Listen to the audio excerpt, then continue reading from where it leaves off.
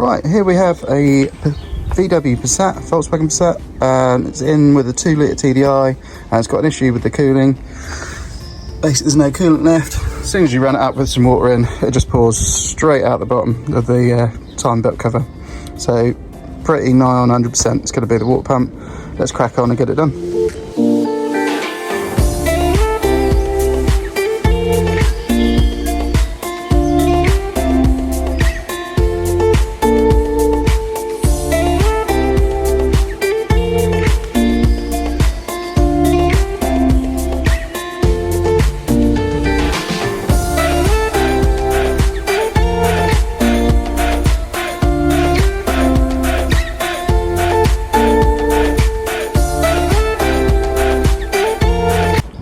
Right, just to recap after that little bit of time lapse. So we took the engine cover off and obviously you normally have your coolant reservoir here and your fuel filter housing here. I've just taken the feed off from the tank to the fuel filter housing and I've got that line up here. So that's then off to the side and I've just used a cable tie just to hold it to one of the metal lines just out the way. Not too much stress on the pipes, obviously just be careful with everything because some of the fittings can be delicate.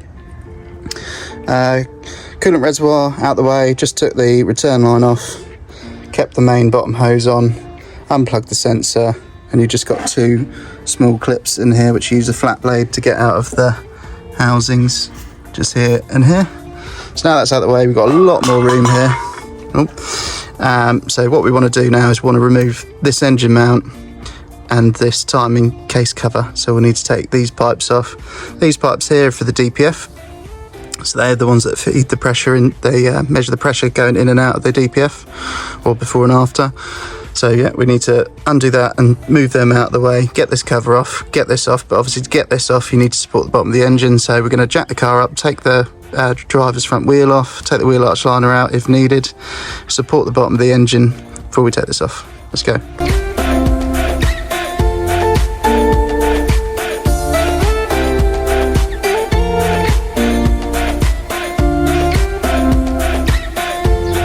Right, so with this portion of the wheel arch liner out on this Passat, there's a few T25s, I think there's 3 or 4 on the bottom here, and then there's 1, 2, 3, 4, 5 here.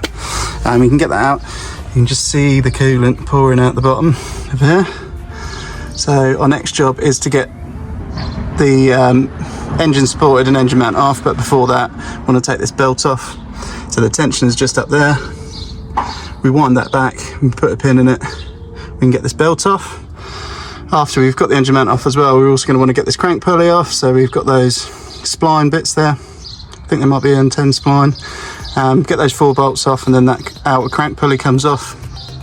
And then we can get to all of the timing belt cover. Let's go.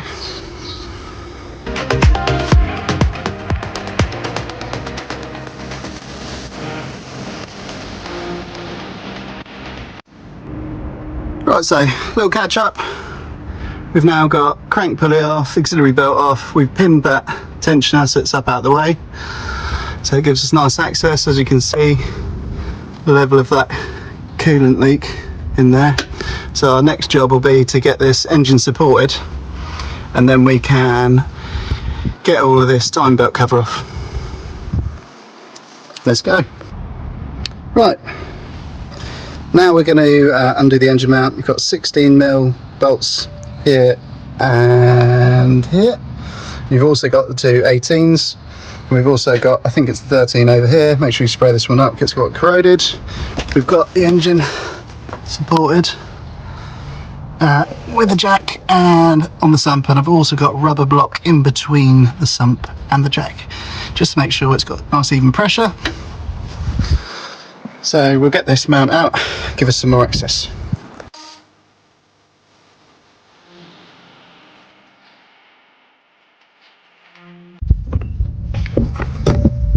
Right, with this part of the engine mount now out of the way, we now need to remove this part, which I also believe, I'm pretty sure there's 16 mils.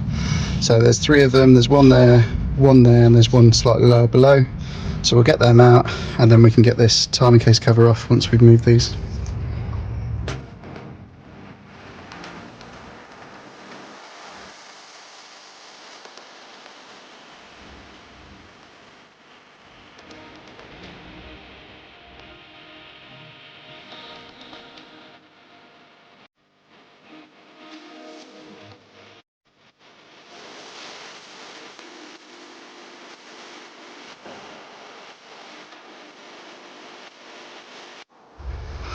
Right, so I've stopped here after I've done those 3 bolts holding it to the head and the block.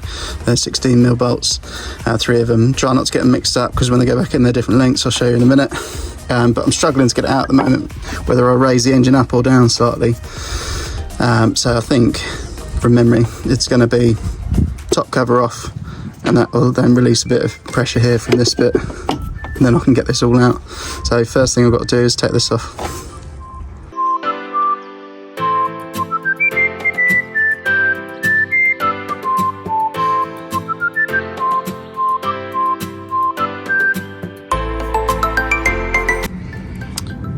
Right, I'm just struggling at the moment, even with this T30 out here. There's a little T20 that holds a little heat shield on at the back here, because it's close to the DPF. And then, like I said, you've got these 2 DPF pipes. I'm really struggling to get enough access to get this back part, the cover off. So I'm going to try and disconnect these pipes, move them out of the way. Little trick as well, I'm going to use a little paint marker just to mark up which pipe goes onto which one out the 2, so you don't get the 2 the wrong way around and end up with an issue afterwards. So literally just going to mark the pipe on that one and put a blue dot on that one. Just when you put it back together, make sure you put the 2 that mark together back together, so you don't get them the wrong way around.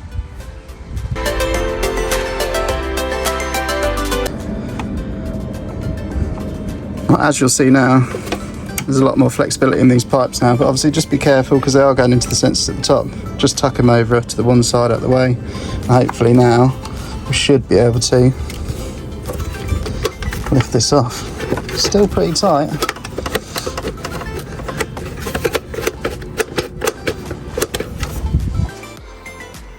Success, we managed to get it out, but it was a bit tight coming out. Such a bad design with how close that DPF is.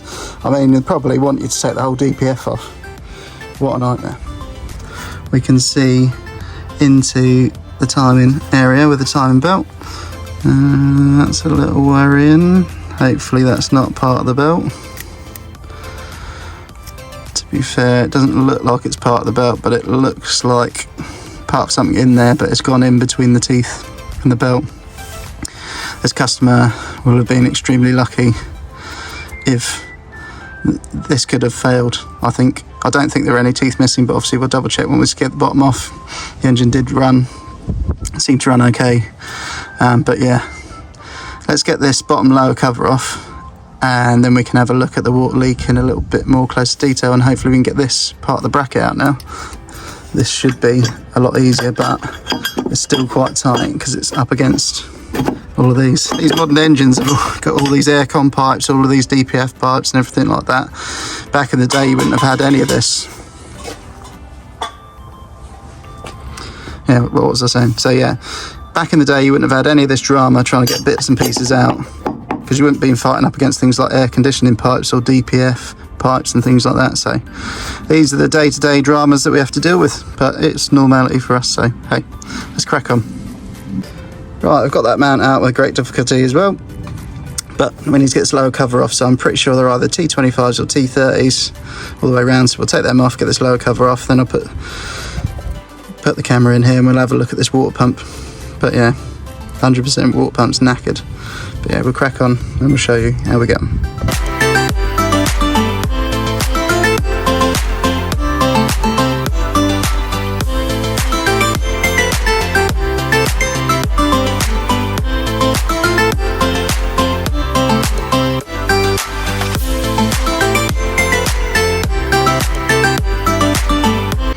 I just thought I'd take you in here for when we take this off. Look all in the bottom of there, eh? What is that? Let's get the cover off and find out.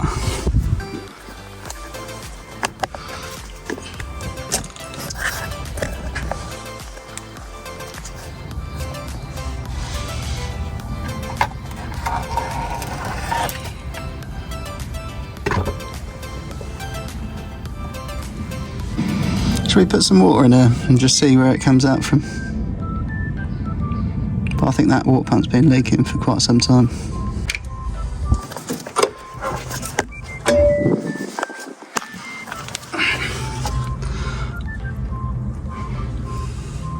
So it's pouring directly out that bearing there. from behind the pulley. So yeah, crack on. What I'm going to do now is clean all of this mess up so that we're all nice and clean for disassembly. Otherwise it's just going to spread everywhere, so cut back in a minute once I've cleaned it all. Right, so next I'm going to use this laser tool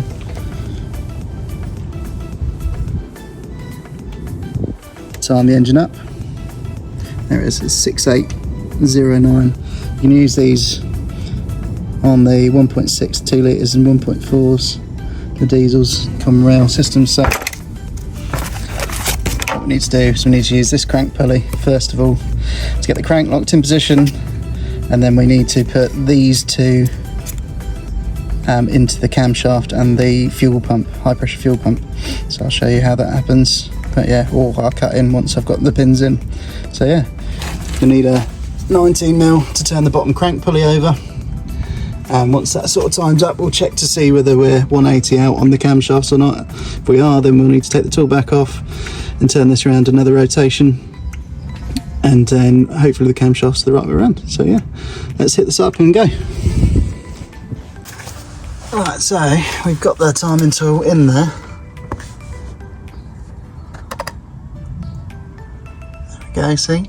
So I used two of the original outer crank pulley bolts to hold it in place. And there's also a notch on the back of the tool that I'll show you later. And there's a notch in the crankshaft all seal housing there where that pin goes in. Be very careful, this is all plastic. Once the pin's in, that's just for a reference point. That does not lock the crankshaft. So if you need to hold the crankshaft at any point, obviously you need to hold the bolt or use the holding tool on those two bolts. So yeah, so now that's in position. So, but we are out by 180 degrees, because if you see here, there is a little arrow pointing down. It's quite hard to see. Maybe if I zoom in, there we go, see? There's a little arrow pointing down, but that needs to be pointing up. So yeah, and basically the time pin will go in here, but it needs to be like round here somewhere. So we'll take the tool back out of the crankshaft and we'll turn it around another rotation.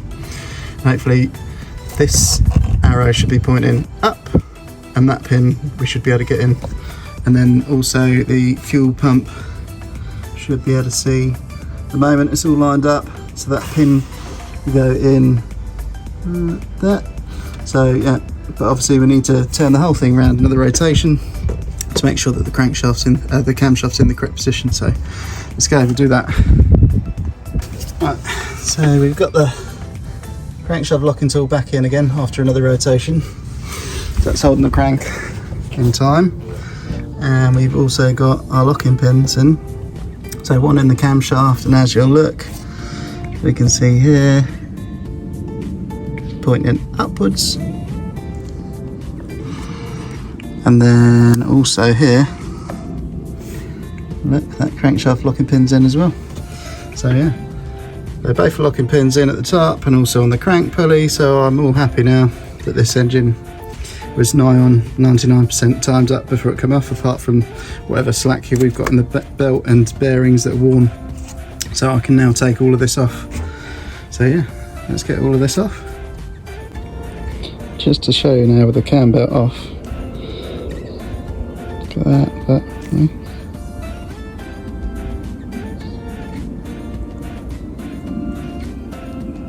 I mean, the actual material part of the belt doesn't look too bad, but the outside's normally got text and writing on it and an outer surface, but it's all gone. How long would this belt have lasted before it came off and caused catastrophic damage, if I can get my words out correctly? But yeah, look. Yeah.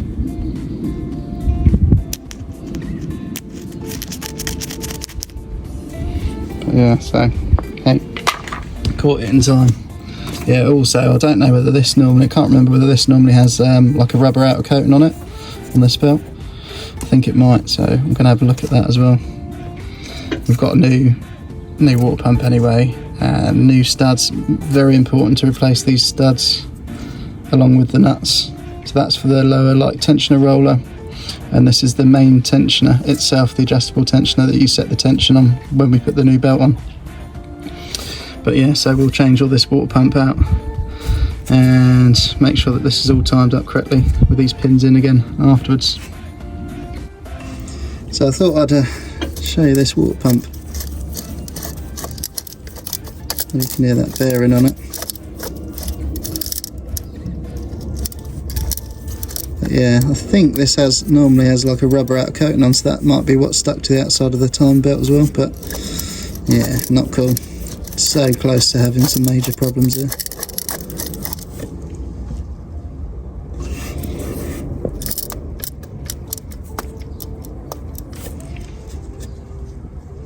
Right, so we've got the water pump housing out. Switch it up the other way, and I've cleaned all the surface just inside the edge, and I've also just cleaned the outside of it. This is the old O-ring out of it, and the old water pump here.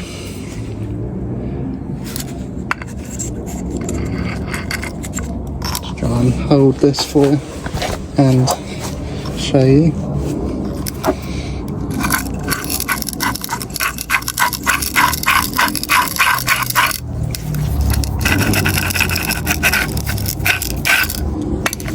Get the new one out. Right, that's the old one out with that.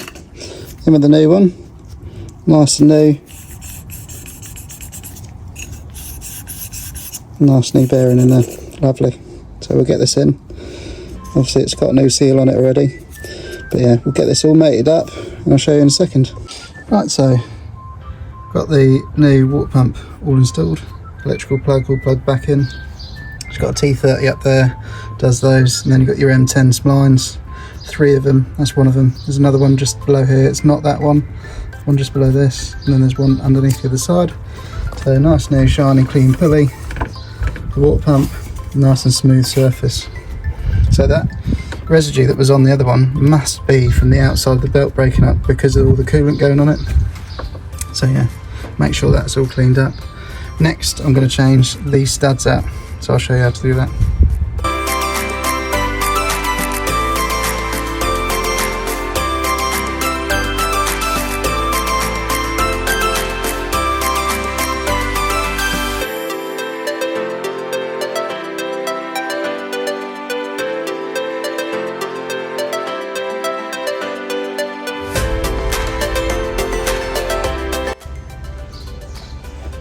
So now we've installed both the main tensioner stud and the idler roller stud, we can now think about putting the belt on. But I'm just going to give all the pulleys just a little clean over, just to make sure everything's all clean.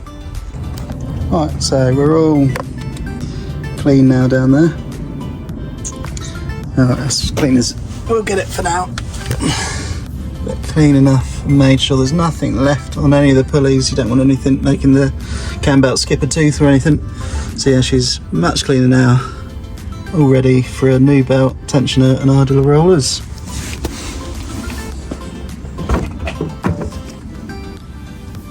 We'll put the new Cambelt on there now.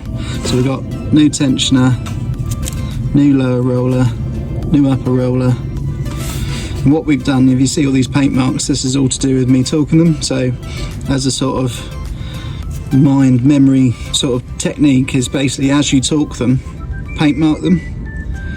But this also aids if there was any issues in the future, you could see whether any of these had been taken off or adjusted, or if they'd come loose for whatever reason. They shouldn't, because they're all torqued to spec, but you know, this is a good technique as well as you go, just to make sure in your brain, so that you don't have to keep going back over and over and over and over and over, to make sure as soon as you torque something, just go and chuck a little paint mark on across the thread and onto the nut, and when it's a bolt, go from the bolt onto the pulley, because this is what you call like a floating pulley. Not when it's done up, but when it's loose. So basically you undo this torque screw here and use a counter holding tool in those 3 holes, which I've got just here. So if you see, those 3 holes go in there, allow you to get access to the centre bolt. And you undo the centre bolt with a 18mm socket. So basically you use the counter holder and then you use a wrench to get that off. Basically you want that so that when you're putting it together, you turn this camshaft when it's floating with this loose. Obviously do not take the bolt all the way out, just enough so that you can move the pulley, because the actual camshaft the whole time stays locked in place with this tool. So this is out, this is undone, and you want to turn this all the way back, or sorry, all the way that way, so that when you put this all on and you tension this up, this allows to move back so that you get even tension all the way around the belt. If you don't do that, you'll end up with slack one side of the belt, or it'll try to, with the tension, put the timing of the camshaft out by a tooth or two. But anyway, I won't bore you with too much detail. So now what we need to do is take all these timing pins back out, one for the crankshaft and one for the camshaft and one for the high pressure fuel pump. Once they're out, turn it over 2 times, 2 revolutions of the crankshaft, and make sure that you can pin it all back up again, because then you know that you're spot on. And also double check your tension. So as you tension this needle pointer basically will move, but when you're at timing marks, this should, as you tension it, should be inside this window. So yeah, let's get these pins out, spin it over twice and see what happens.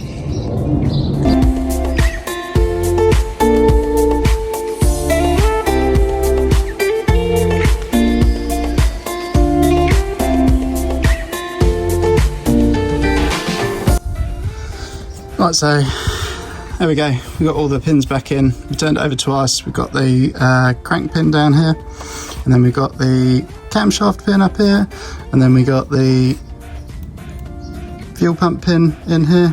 So they're all in, nice, I'm happy with all that, so we can build all this up now.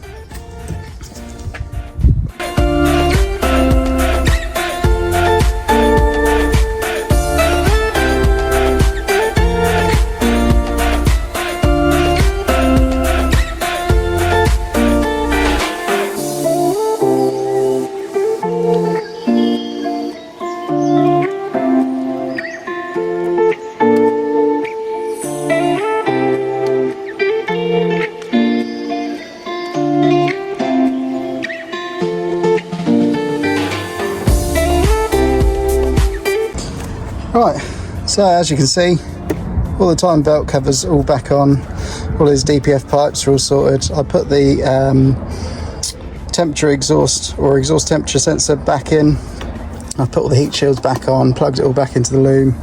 We've put this engine mount back on, 13 here, 2 16s, 2 18s and 3 16s onto the engine itself. You saw me put the crank pulley back on, and I've also put a brand new auxiliary belt on. Just didn't make sense taking it off. The other one's not that bad, but you're kind of there, so save the labour in the future. So yeah, next thing is to get this coolant expansion tank back on, and also the fuel filter housing back in, and all the pipes all plumbed up correctly. Then we can start filling it with coolant.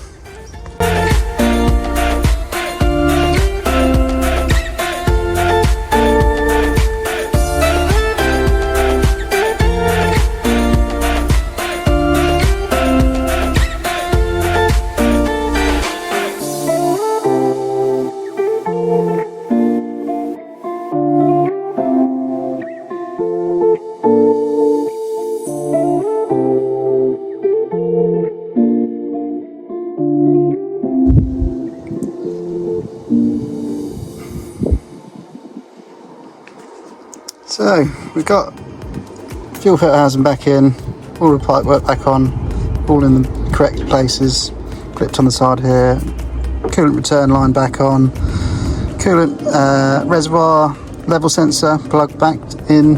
It clips in on 2 clips, but on some cars they have a T20, so just be aware of those. Apart from that, we're ready to try and give her a start up, so fingers crossed. Right, so she's all running, Cambelt water pump all done, along with the auxiliary belt for the alternator and the AC. So that's all done, all back up and running, coolant's all bled. I'm going to go and give it a little test drive as well, just to make sure, and then we can drop it back to the customer. All done. And we're giving her a little clean, just so that hopefully if he does use this for his next service, then hopefully it'll be a bit cleaner for us. Because look, by the looks of it, no one's cleaned the engine bay or the engine covers or anything for the last few services. But hey ho, it's not a necessity, but it just makes things nicer. Thank you for watching my videos, and please like and subscribe to help us create more content.